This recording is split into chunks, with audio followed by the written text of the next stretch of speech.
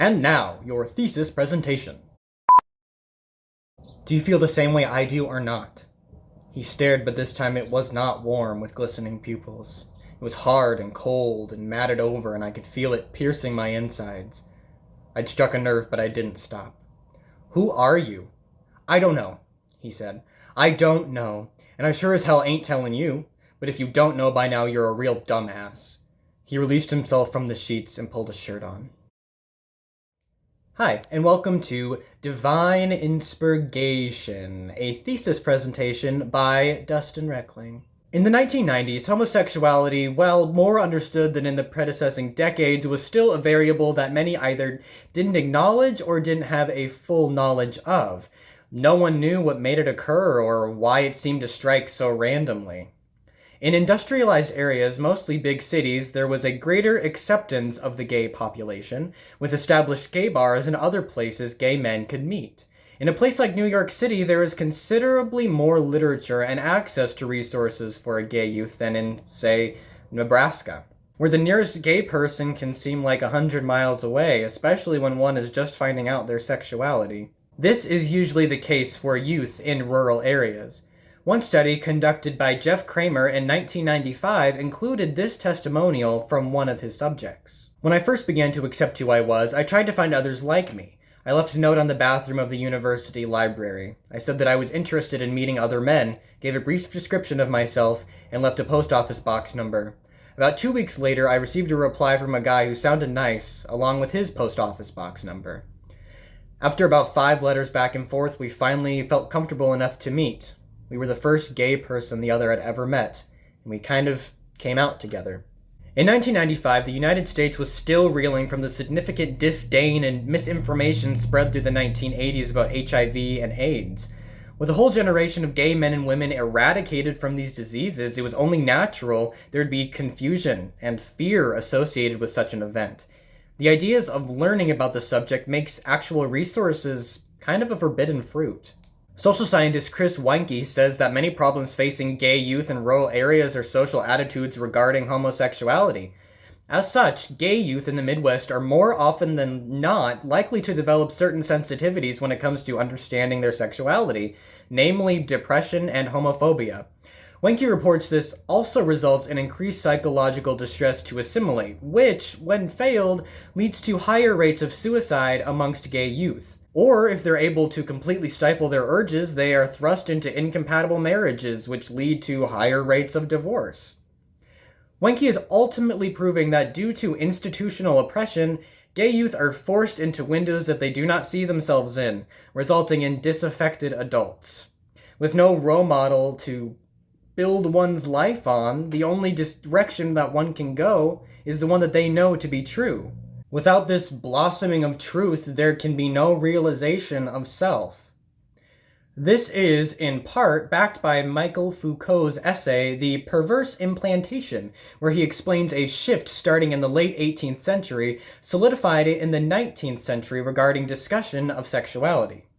This shift, Foucault says, went from a general acceptance or regard of sexuality to a centrifugal movement with respect to heterosexual monogamy.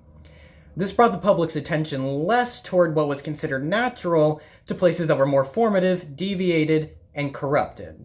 What tended to be under the microscope now was the sexuality of children, criminals, and homosexuals. They were forced to step forward and confess what they were.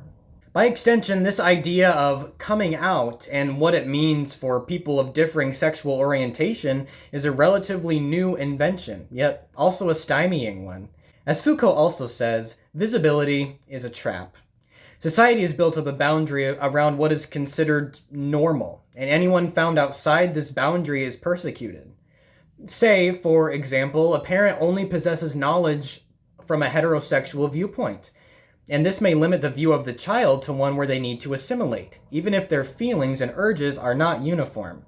The psychological toll on a person who is forced to suppress a part of themselves is unprecedented and unpredictable, even to the point of extreme depression. One cannot step one toe out of line without the fear of being discovered, yet discovery and uncovering the truth is something humans are fascinated by and required to uphold a civilized, urbane way of living. Because of the oppressive amount of outward force exuded on society, specifically youth culture, there is a pressure to know who you are and why you are that way. If these things don't align with what everybody else is doing, it's deemed irregular and thrown away. And this is when the deviance must become like a chameleon, blending in so as to not stand out. Foucault posits that there is a simply complex system for a person to follow when it comes to hiding their sexuality, but ultimately favors that suppression is not a healthy coping mechanism for the body. Heterotopias, as Foucault writes, are disappearing today and being replaced, I believe, by what we might call heterotopias of deviation. And these deviations encompass an array of behaviors, homosexuality among them. Anything not determined to be a heterosexual, high-functioning young individual is viewed to be outside of this heterotopia. Nowhere is a heterotopia more apparent than in the Midwest, a place where I grew up and witnessed many of Foucault's ideas firsthand. I used the book Farm Boys by William Fellows as a starting point for the rural aspect of my creative piece. Fellows bridges the decades by explaining growing cultural trends as well as the willingness of each subject to share their stories. Many times, these short memoirs present tales of confusion, mistrust, pedophilia, and rejection, something all LGBT youth can experience, but each is unique. In most cases, growing up on a farm presented boys with two distinct gender-based spheres of work activity: farm work and housework. Farm work was largely the male's domain, and there was the wife's role and the husband's role, and the only time they overlapped was when the wife was helping the husband, he writes.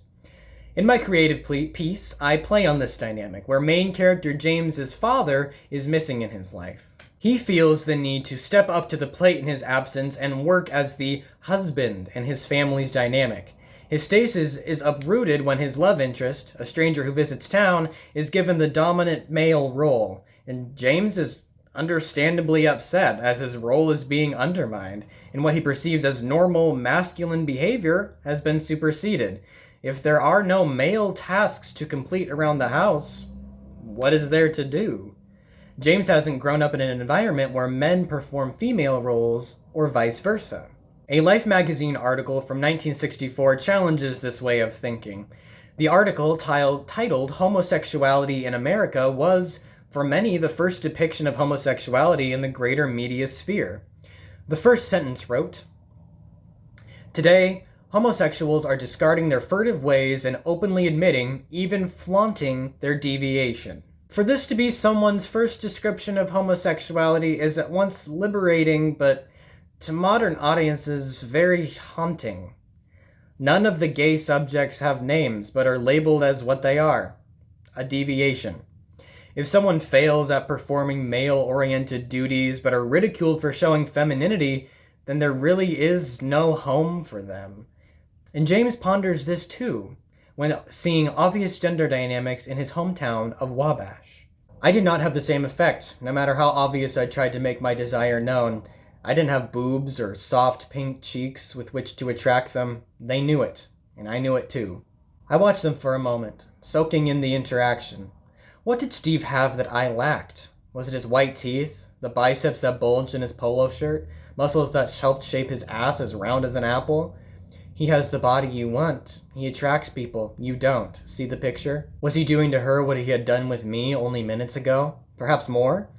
To be a voyeur and watch through the bushes to see his technique, imagining myself in her place. A mainstay of homosexuality, especially in the 1990s, was a confusion as to what a person should be at a glance. This made being non-binary impossible, as a homogeneous, heterosexual public needs a semblance of identifiable traits to attach to a person, otherwise they're tough to get a grip on, or even understand.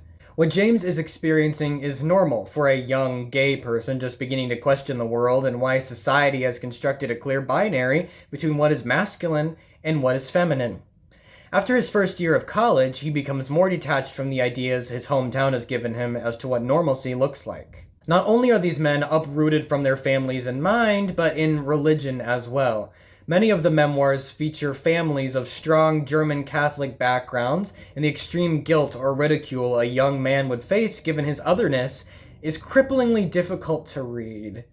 Religion and sexuality are two forces that have been entwined since religion's infancy. Whether a culture celebrates sexuality or demands that their religious practices and discussions of sex remain separate, there is always a mention of sex and its merits or downfalls. In Oranges Are Not the Only Fruit by Jeanette Winterson, main character Jeanette experiences these questions firsthand, but expresses less confusion about her budding sexuality than the men in Farm Boys. Oranges is semi-autobiographical, which provides helpful insight into how rural areas in the late 80s and early 90s treated homosexuals. They are the other, a threat to the normalcy of society. It's that kind of grooming that made me want to reflect on my experiences, said Winterson in an interview. Being isolated in that kind of vacuum led me to believe what I felt was wrong and wasn't worth feeling. But an outside view from that breeding ground my mother called public school, I was able to realize what the church had been feeding me was bullshit. The bubble in which gay men and women grow up, whether it be with or without a religious veneer, is tied to the resources they have, and how much they're controlled and sanitized. Throughout his first year of college, James discovers what has been plaguing his mind all along. He's gay, and he had no way of figuring this out on his own with the resources he had. In Wabash, there is no internet, which was only beginning to become a useful tool for public consumption. With this advent, gay men and women were able to connect in ways previously unheard of. As things like laptops and smartphones became widespread, there was a larger network for gay men and women to talk, meet up, and even forge long-lasting relationships. This would have been unimaginable for a gay person growing up in the 1990s. However, it can also be said that this way of thinking is outdated and nihilistic, as Eric Anderson, writing for the University of Winchester, would say. Between the two studies Anderson performed in 2002 and 2010 at colleges in the Midwestern area, he found that there were significantly more out students on sports teams where the members of their team did not penalize them or cast them out. Anderson posits that in the then present of 2010, when this study took place, it was easier than ever to be a gay youth in the Midwest. Another step forward, too, as shown in Anderson's research, is the erasure of words and phrases such as fag and that's so gay. The men in Anderson's study also reported normal, healthy, and understanding conversations regarding homosexuality, and the inquiries of those who did not understand at first. Main character James wants clarification for his confusion and insists on labeling what he finds out of reach. When questioning his love interest, he asks a very simple, "Who are you?" Love interest answers that he has no answer. He doesn't have to have an answer because labels limit how people see him and how he sees himself. There's a lack of categorization that leads James to some grief, but ultimately acceptance. He also never labels himself as gay. I've tried to avoid writing the word gay so as not to place a direct reference on the sexuality, instead letting it all float out in the open. And in that way, this piece could be considered post-queer, meaning there is no coming out scene. There is no big admittance of someone bearing their soul to another person in terms of their sexuality. The demonstration of putting a name to a face isn't needed, as it isn't thematically relevant to the story I'm wanting to tell. Love interest insists that he does not have to explain anything to anyone, and does not have to label himself because that only makes him one thing, instead of being whoever he wants to be. His visibility does not trap him. This is also reflected in the lack of name for the stranger, who doesn't need to have a name. He could be anyone.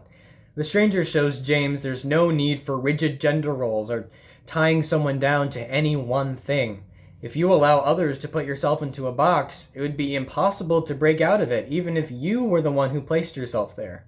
In my creative piece, I've striven to connect the 1990s mindset of that yearning to connect and confess and understand with the 2010s viewpoint of acceptance without clarification. If parts of the world are moving on from their societal persecution of otherness, then our literature, movies, and art should be doing the same.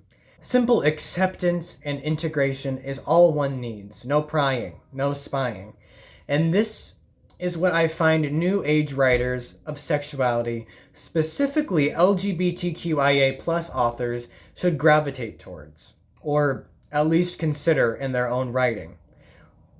We now live in a time where labels become more fluid and the abject confession of one's sexuality matters less and less. The coming out narrative, while still palpable, almost seems to be a thing of the past.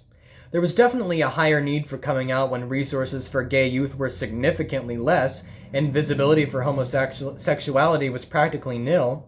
However, in 2020, with mainstream acceptance of homosexuality, there's less of a need for people to see someone spilling their guts about this deep secret they've been hiding, and more need for depictions of gay and trans people integrated seamlessly into society.